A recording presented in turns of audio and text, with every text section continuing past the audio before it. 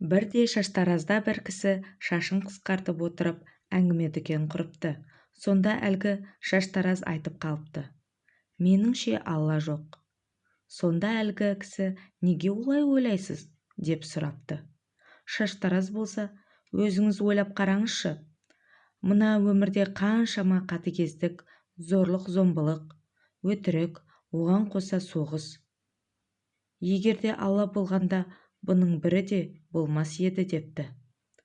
Әлгі кісі шашын қысқартып болып шығар уақытта бір үй-күйі жоқ, үсті-басы кір, шашы өсіп кеткен бір адамды көріп қалыпты.